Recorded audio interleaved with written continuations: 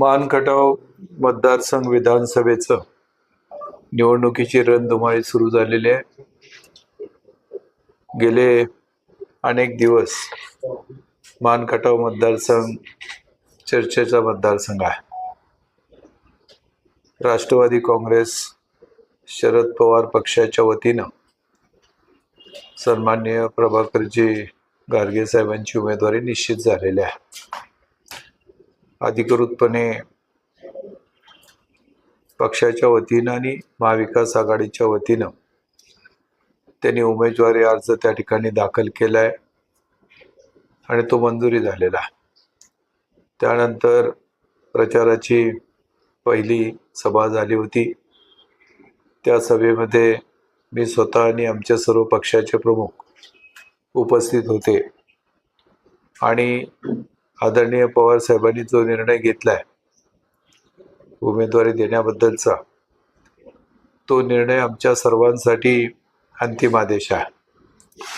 आणि पवार साहेबांनी आम्हाला सांगितलंय त्या पद्धतीनं प्रभाकर गाडगे साहेब असतील किंवा प्रभाकर देशमुख असतील, त्या दोघांची उमेदवारी एकाच ताकदीनं पुढे नेण्याचं आम्ही ठरवलेलं आहे.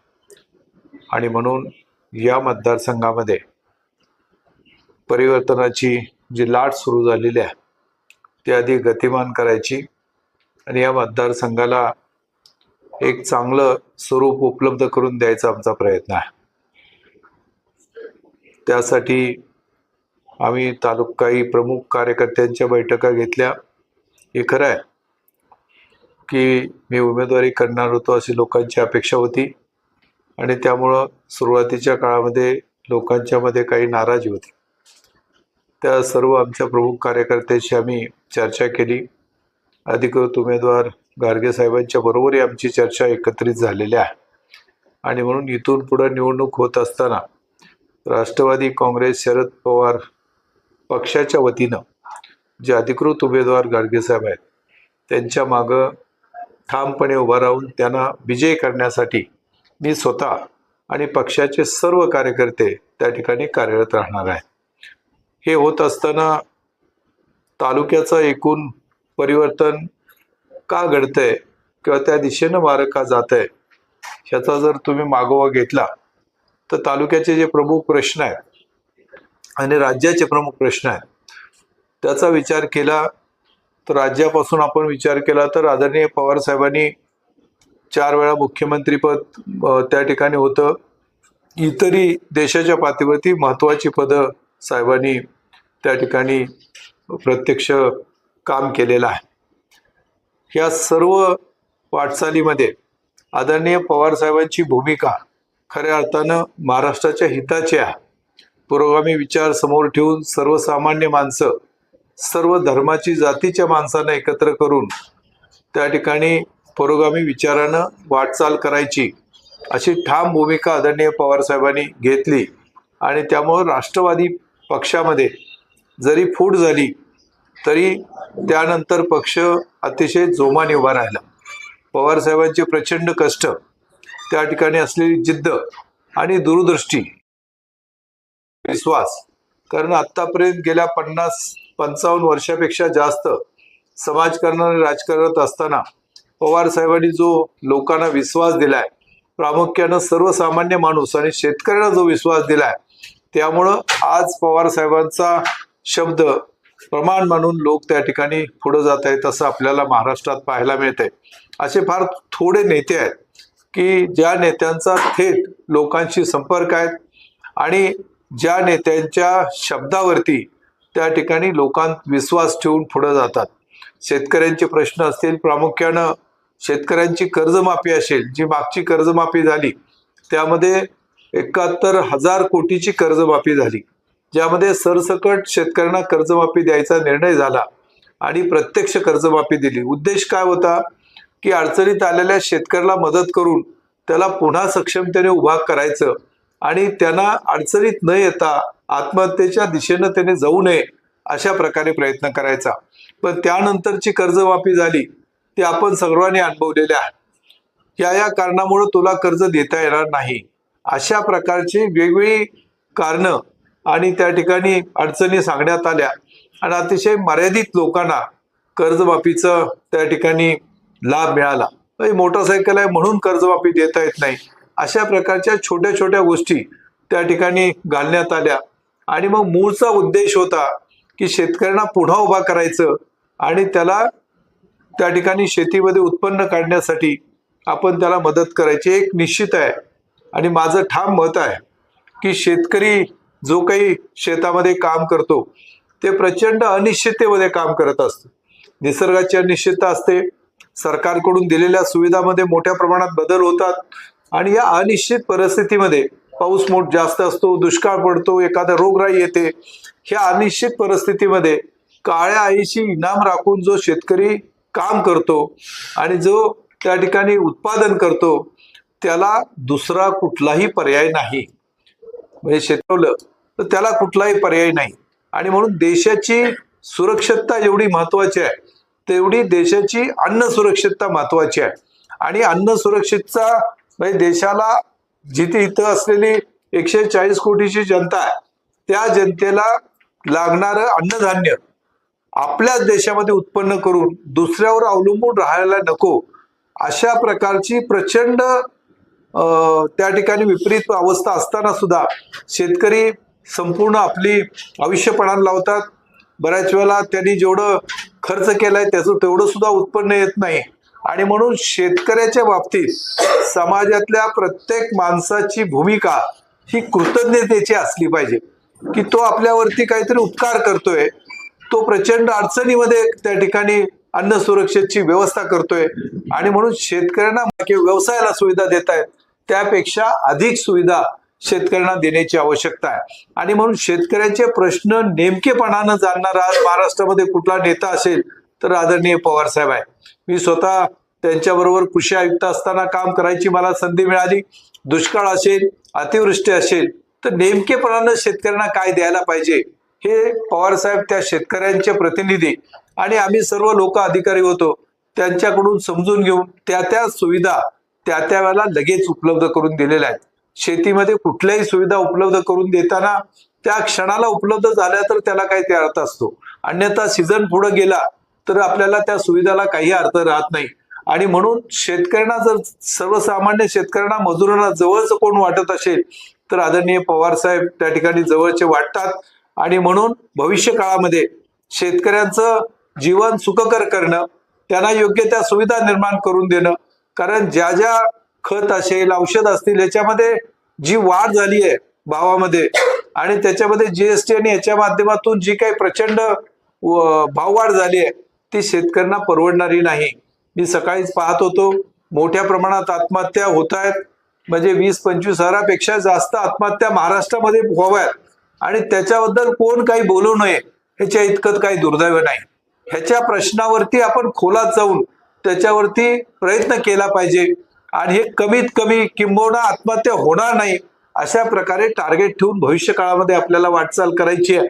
आणि म्हणून त्यासाठी लागणाऱ्या सुविधा आहेत, प्रामुख्यानं पाण्याची सुविधा आहे, त्याचबरोबर इलेक्ट्रिकची सुविधा आहे, त्या ठिकाणी द्यायचे इनपुट आहे, त्याच्यामध्ये फर्टिलायझर असतील, इतर इनपुट आहेत त्याच्या सुविधा आहेत. तुम्हाला आठवत असेल की फर्टिलायझरची सबसिडी काढून घेत असताना देशाच्या पंतप्रधान साहेबांनी सांगितलं होतं ही सबसिडी थेट शेतकऱ्याच्या अकाउंटला जाईल, पण प्रत्यक्षात सबसिडी काढून घेतली, खताच्या किमती 2-4 पटीनं वाढल्या, पण प्रत्यक्षात ती जी सबसिडी आहे जी खताच्या किमतीवरती दिली जात होती ती शेतकऱ्याच्या अकाउंटला काही गेलेली नाही. आता शेतकऱ्याला 2000-1000 रुपये दिले जात आहेत. ते मिळणारी रक्कम आणि सबसिडीच्या स्वरूपात दिलेली रक्कम ह्याच्यामध्ये जमीन आसमानाचा फरक आहे. आणि म्हणून शेतकऱ्याला पूरक असलेली भूमिका घेणं, त्याप्रमाणे प्रत्यक्ष पावलं उचलणं ही काळाची गरज आहे, किंबहुना अन्न सुरक्षेसाठी अतिशय महत्वाची गोष्ट आहे. आणि म्हणून पवार साहेब जी भूमिका घेत आहेत त्याच्यामध्ये सर्वसामान्य माणसाचा आणि शेतकऱ्याचा विश्वास असलेला आपल्याला पाहायला मिळते. सामोरं जायला लागलं आणि त्याचबरोबर औद्योगिक वेगवेगळी कृषी औद्योगिक धोरण जे आदरणीय यशवंतरावजी चव्हाण साहेबांनी आपल्याकडे आणलं ते पुढे घेऊन जात असताना सर्व समाजाचा समतोल राखणं हे एक मोठं चॅलेंज आपल्या समोर आहे. आणि म्हणून महाविकास आघाडीचे प्रमुख नेत्यामध्ये आदरणीय पवार साहेबांनी घेतलेली भूमिका आदरणीय उद्धव ठाकरे साहेबांनी घेतलेली भूमिका, काँग्रेसने घेतलेल्या भूमिका ह्या निश्चितपणानं शेतकऱ्याच्या बाजूच्या आहेत, शेतकऱ्यांना अस्वस्थ करणाऱ्या आहेत आणि म्हणून त्या दिशेनं पाऊल आम्ही टाकतोय. त्याचबरोबर मान आणि खटावचा विचार केल्यानंतर जे काही प्रमुख प्रश्न आपल्याकडे आहेत, पाण्याच्या प्रश्नाबद्दल इथले लोकप्रतिनिधी सातत्यानं सांगतात की आता दृष्टिक्षेपात आलंय, म्हणजे प्रश्न संपायच्या दृष्टिक्षेपात आलाय, अंतिम टप्प्यामध्ये आलाय. अंतिम टप्प्यामध्ये प्रश्न समजून घेऊन दृष्टिक्षेपात यायला 15 वर्ष लागतात का? प्रश्न पूर्णपणे मार्गी लावायला 15 वर्ष लागतात. पण दुर्दैवानं आतापर्यंत जे काही पाणी उपलब्ध झालंय त्यातलं तिसरा हिस्सा सुद्धा पाणी आपण वापरू शकत नाही. हे काय कार्यक्षमतेचं लक्षण आहे असं मला वाटत नाही. आणि म्हणून जे काही दृष्टिक्षेपात आणले म्हणून सांगितलं जातंय, हिंगणीला पाणी गेल्याशिवाय अर्ज भरणार नाही. गेलं का हिंगणीला पाणी? आणि म्हणून जे तुम्ही जाहीर करताय, गेल्या वेळेला सांगितलं की बिजवडीला पाणी इथं पुढच्या 1 वर्षात आलं नाही तर राजीनामा देईल. गेलं का बिजवडीला पाणी? म्हणजे अशा प्रकारे खोट्या काहीतरी गोष्टी सांगायच्या, थापा मारायच्या आणि लोकांना फसवायचं, हे काय फार काळ टिकणारं नाही. आणि पाण्याचा प्रश्न पुढे नेत असताना आदरणीय पवार साहेबांनी उरमोडीचं पाणी प्रत्यक्ष आपल्याकडे मिळण्यासाठी प्रयत्न केला. ही वस्तुस्थिती आहे. उरमोडी धरणामध्ये पाणी 5 वर्ष 8 TMCचं पाणी पडून होतं. उरमोडी धरणाचं पाणी जोड कालवामध्ये पूर्ण होत नाही, त्यामुळं कनेर कालव्यामध्ये जात नव्हतं. जोड कालव्याचं काम तिथल्या लोकप्रतिनिधींची किंवा तिथल्या शेतकऱ्यांनी अडवलेलं होतं म्हणून जात नव्हतं. मी त्या ठिकाणी विभागीय आयुक्त असताना हे प्रश्न आहे तो पवार साहेबांनी समोर मांडला. तिथले लोकप्रतिनिधी आदरणीय आमदार शिवेंद्रराजे भोसले यांना साहेबांनी बोलवलं आणि तो प्रश्न जो काही लोकांनी अडवलेला होता तो मार्गी लागला. आणि पहिल्यांदा पाणी, उरमोडीचं साठलेलं पाणी जे 5 वर्ष साठवून आपण 8 TMC पाणी ठेवत होतो ते कनेरच्या कालव्यामध्ये आलं. आणि म्हणून पवार साहेबांचं प्रत्यक्ष उरमोडीचं पाणी आपल्याला मिळण्यासाठी मोठं योगदान आहे. उरमोडीचं पाणी ज्यावेळेला आलं त्यावेळेला आदरणीय पवार साहेब खासदार या ठिकाणी होते. जे काही 16 गावांचं औंच 16 गावं, नाशिकची 4 गावं, यासाठी 1.25 TMC पाणी सुद्धा महाविकास आघाडी सरकारच्या काळामध्ये मिळालेलं आहे. आणि म्हणून पाण्यासाठी न केलेल्या कामाचं श्रेय जर इथले लोकप्रतिनिधी घेत असेल तर ते दुर्दैव आहे. लोकांना वस्तुस्थिती सगळी माहिती आहे. तुम्ही जास्त काळ लोकांना थापा मारून पुढे जाऊ शकत नाही. हा पाण्याचा जसा प्रश्न आहे तसं आम्ही ठरवलंय की पाण्याचा प्रश्न ठराविक कालावधीमध्ये पुढच्या 5 वर्षामध्ये अंतिमरित्या त्याच्यावरती उत्तर मिळालं पाहिजे, प्रत्यक्ष पाणी मिळालं पाहिजे. आणि त्याचा आराखडा तयार करून वॉटर ग्रीड करून त्या ठिकाणी पाण्याची उपलब्धता सर्व भागामध्ये आपल्याला उपलब्ध होण्याची आवश्यकता आहे. त्या दृष्टीनं वाटचाल व्हायला पाहिजे. प्रत्यक्षात ती वाटचाल झाली नाही आणि केवळ गेल्या वेळेला पूजन केलं या ठिकाणी बिजवडी आणि या परिसरामध्ये पाणी देणार म्हणून ज्या पाईपचं पूजन केलं त्या पाईपला 5 वर्षानंतर पुन्हा काही कोणी कुठे गेल्या विचार नाही. आता जे पाईप आल्या त्या पाईप पुन्हा एकदा पूजन केलं. अशा प्रकारे लोकांची दिशाभूल करायची, आम्ही काहीतरी करतोय असं दाखवायचं, ही चुकीची भूमिका आहे. अशा भूमिका लोकप्रतिनिधी घेणं योग्य नाही. परंतु काही लोकप्रतिनिधी, इथले आपले लोकप्रतिनिधी केवळ असा भास निर्माण करून द्यायचा प्रयत्न करतायत. ते प्रत्यक्ष पाणी गेल्या 15 वर्षामध्ये का मिळालं नाही ह्याचं उत्तर त्यांनी देण्याची आवश्यकता आहे. पाण्याचा जसा विषय आहे तसं या भागामध्ये एक सुद्धा टेक्निकलचं नवीन कॉलेज किंवा डिप्लोमाचं कॉलेज होतो ते कनेरच्या कालव्यामध्ये आलं. आणि म्हणून पवार साहेबांचं प्रत्यक्ष उरमोडीचं पाणी आपल्याला मिळण्यासाठी मोठं योगदान आहे. उरमोडीचं पाणी ज्यावेळेला आलं त्यावेळेला आदरणीय पवार साहेब खासदार या ठिकाणी होते. जे काही 16 गावांचं औंच 16 गावं, नाशिकची 4 गावं, यासाठी 1.25 TMC पाणी सुद्धा महाविकास आघाडी सरकारच्या काळामध्ये मिळालेलं आहे. आणि म्हणून पाण्यासाठी न केलेल्या कामाचं श्रेय जर इथले लोकप्रतिनिधी घेत असेल तर ते दुर्दैव आहे.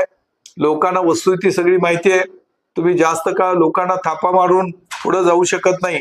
हा पाण्याचा जसा प्रश्न आहे तसं आम्ही ठरवलंय की पाण्याचा प्रश्न ठराविक कालावधीमध्ये पुढच्या 5 वर्षामध्ये अंतिमरित्या त्याच्यावरती उत्तर मिळालं पाहिजे, प्रत्यक्ष पाणी मिळालं पाहिजे. आणि त्याचा आराखडा तयार करून वॉटर ग्रीड करून त्या ठिकाणी पाण्याची उपलब्धता सर्व भागामध्ये आपल्याला उपलब्ध होण्याची आवश्यकता आहे. त्या दृष्टीनं वाटचाल व्हायला पाहिजे. प्रत्यक्षात ती वाटचाल झाली नाही आणि केवळ गेल्या वेळेला पूजन केलं या ठिकाणी बिजवडी आणि या परिसरामध्ये पाणी देणार म्हणून ज्या पाईपचं पूजन केलं त्या पाईपला 5 वर्षानंतर पुन्हा काही कोणी कुठे गेल्या विचार नाही. आता जे पाईप आल्या त्या पाईप पुन्हा एकदा पूजन केलं.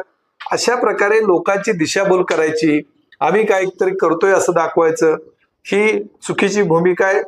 अशा भूमिका लोकप्रतिनिधी घेणं योग्य नाही. परंतु काही लोकप्रतिनिधी, इथले आपले लोकप्रतिनिधी केवळ असा भास निर्माण करून द्यायचा प्रयत्न करतायत.